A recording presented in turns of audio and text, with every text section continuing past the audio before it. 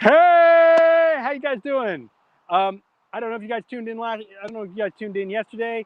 Had a lot of fun with that one. I hope you guys enjoyed. And there is one term that if you didn't watch yesterday, I'm going to mention it again: encryption, because I'm going to mention it again tonight. Encryption being I'm gonna date myself here, but when we were kids, and you would get like the decoder ring, or you get the cereal box with like the legend on it, or you get something in Morse code, and you had to have like the decoder for it. Yeah, when you mix a message up so that nobody else can read it unless you've got the decoder, that's called encryption. And computers do it to ridiculous levels. They usually use something called a key. That's their decoder. That's the thing they use to decode. Like that's the key to the decoding. But anyway, well, that's what they call it. That's what they call it in encoding and encryption. Anyway, it's a key. So, thank you guys for tuning in. I'm starting like spot on because I know it takes a couple of seconds for YouTube and Facebook to kind of pick this up. So, just checking it out.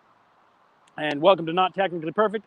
I am Richard Struther. I'm a technology coach, and I am all about technology in lifestyle and how to actually use tech to make your life better. It's not about buying the biggest, it's not about buying the biggest, best thing. It's about really what does it for you? What do you want to accomplish, and how do we get there, and what tech will help you do it? So that's why technology coach, and I will follow up and I will push you a little bit. That's okay.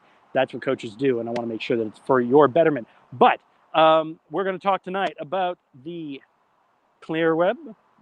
So we're going to talk a bit about the World Wide Web, but there's parts of it you don't see. Don't worry. It's not going to get too crazy. All right. Let's start it out. The internet, the World Wide Web, when you go into your browser and you start browsing, anything you can go to a search engine and find is called the clear web. But I'm going to make an analogy here. Ever been to a foreign city? I don't know how, for those of you watching after the fact, I don't know how many of you are native Montrealers, but, any big city, you're going to go out as a tourist and you'll probably go and get a map of the highlights, or, go to the local tourism office. They'll give you a little booklet, or you buy a little booklet, or you can go to a bookstore and buy a tour guide. For our analogy, the city we're in, the wonderful place called the internet, the search engines are the tour guide or the guidebook. And only the places that make it into the guidebook are actually shown. Well, just like any major city with a guidebook, the guidebook doesn't show you the whole city. It shows you very, very specific spots in the city. So that's the trick. This is like what you go and you get off of Google or DuckDuckGo or whatever you want with your regular browser. It's just like the high commercial streets, like the multinationals and all of that. They're the ones, like those are the ones you're seeing. That you're just seeing like the tourist front. So if we go beyond the tourist front, you get into what we call the deep web. Now, I'm going to talk about the dark web. The deep web is not some horrible, sinister, scary place. It's, hey, I have a membership to this site, and the search engine may get you to the front page, but your membership will get you to the 94% of the site that isn't up front. That's all deep web. Back-end corporate back-ends, their internal networks, all the stuff, that's there, but that's not, public facing. That's not like straight up tourism. That is the deep web, right? And you'll find a lot, like, this is paywalls, corporate sites, all of that. It just means you need to sign in, or there's some authentication or whatnot. In addition to yesterday, some networks are protected and you can only access them from certain places, but those places can actually set up, we talked about VPN yesterday, can actually set up a VPN tunnel so that you can get into the internal network, and it's almost as though you could be at home, but it's like you're at the office. As far as the computer systems there are concerned, you are in the office. So that is a great way of using VPN, and I forgot to mention it yesterday, so that's kind of neat, and that's another way of getting into some of these websites that are not generally accessible. But now,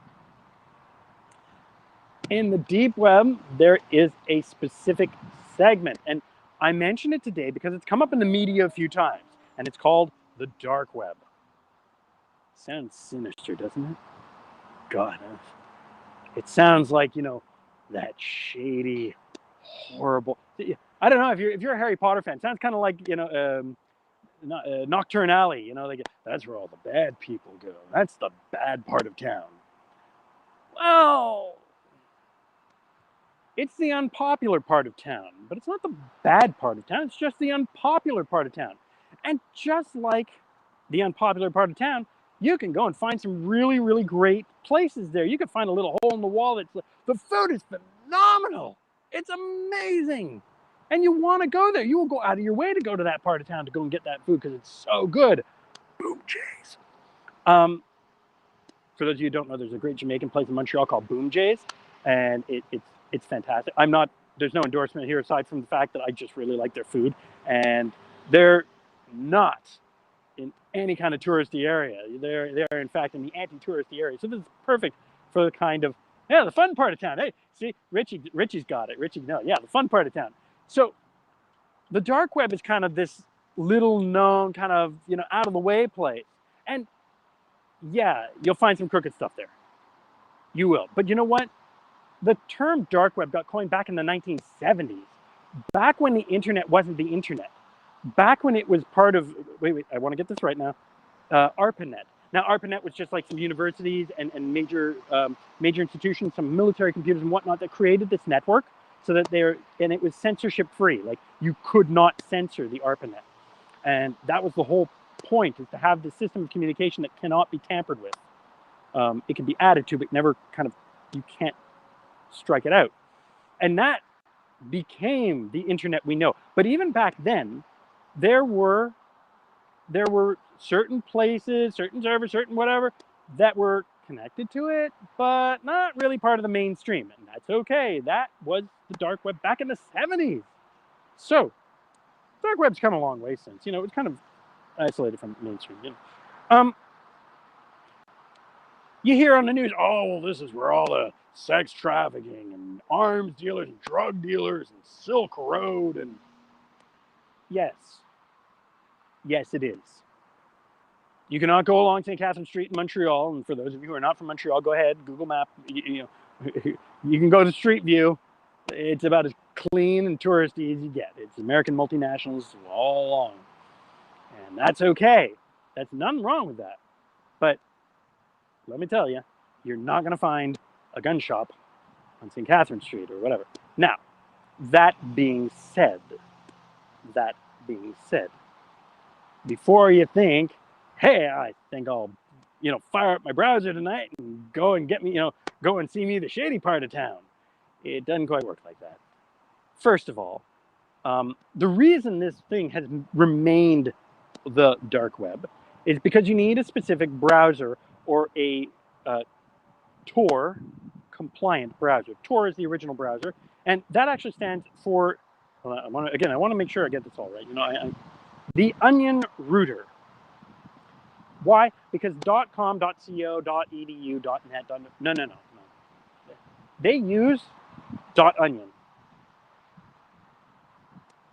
Layers. Deeper layers. It's the Onion Router. So all of these sites have .onion, and even crazier, even the website names are encrypted. You will not find a, happyshinypeople.onion. You will find a hashtag that is virtually impossible to remember. You can find it, but sites like this on this end of town, just like the smaller businesses and the lesser known part of town, they tend to open and close kind of quick. So it may be there for a good long time. Maybe not. It's kind of the same. The other trick is that when you go to the lesser known part of town, you might be a little less trusting. And you're right to do so. So first of all, you need a Tor browser. The thing that distinguishes Tor from all the others is that instead of going straight for it, what it does is I don't want to get too complicated in the sense that it does what's called a distributed network. Your traffic isn't your traffic. Your traffic gets spawned out into infinite routes. Everybody using Tor, or like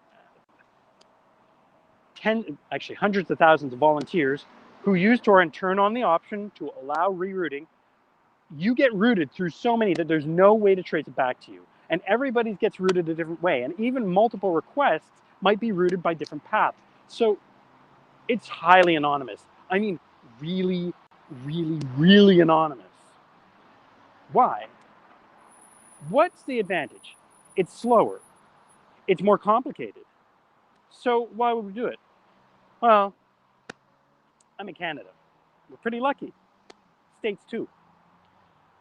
They may not like some of the things, but we're allowed to talk about our political leaders. We're allowed to show our discontent. We're allowed to go and research what we want, see what we want, browse what we want, and we don't usually get much blowback for it. That's not to say it's perfect, but you know.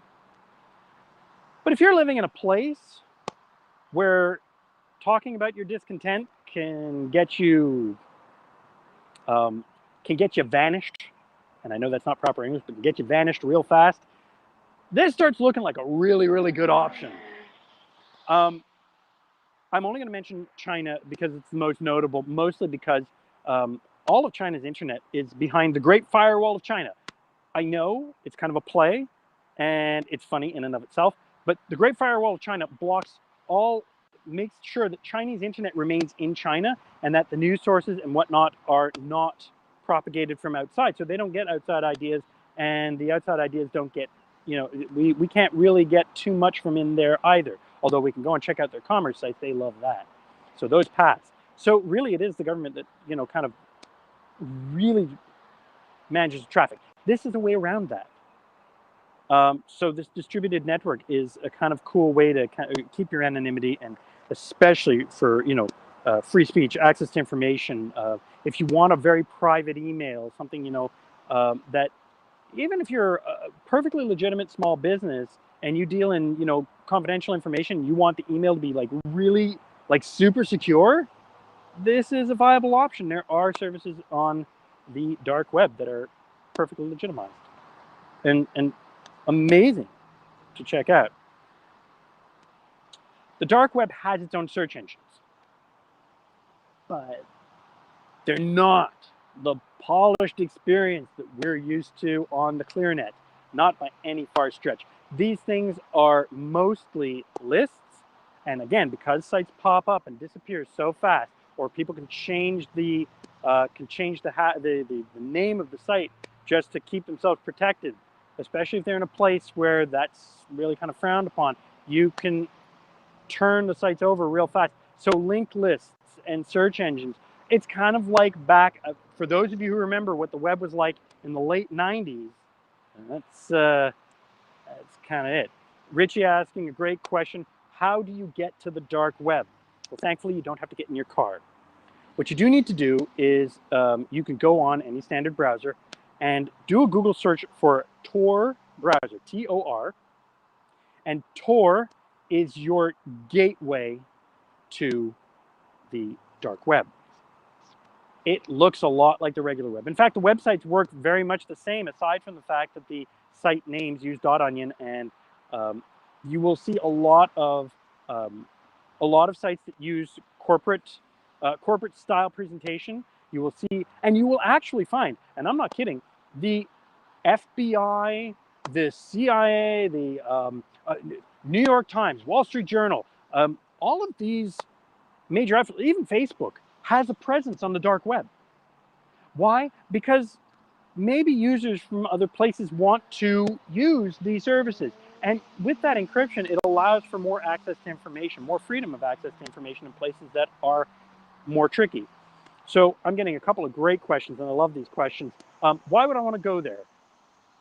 If you're here, you don't really. If you're in Canada, the United States, if you're in a developed nation that really isn't overly, but if you want a place that you're absolutely uncensored, and I mean truly uncensored, like the original internet was, this is about as good as you're going to get. The other thing, and so the reason why some people go there is because there is a certain amount of technical knowledge you need to be able to get there. There's a barrier to entry, and that barrier to entry weeds out a lot of people. So if you're there, the people there know what they're doing, know what they're talking about. The catch is, be really, really careful of who you trust, and never, ever give your credit card there, because this is the place that credit card number. I mean, I said there are some seedy elements, and it's not the bulk of it, but just like there is a black market in the real world, this is the internet's black market. This is where you find it.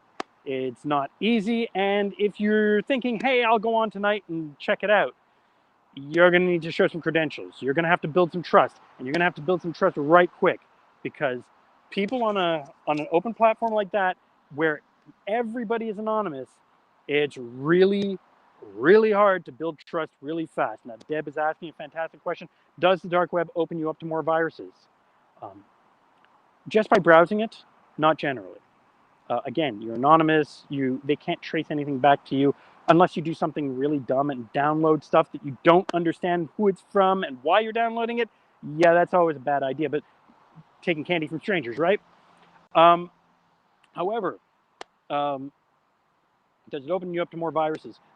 Not in and of itself, but again, exercise prudence, because this is really, it's a part of town that you shouldn't just be openly trusting and touristy. You go there with a little bit, you gotta build up your street smart. So play it safe for the first bit, and kind of work your way up and get a feel for the vibe before you kind of jump in with both feet. That's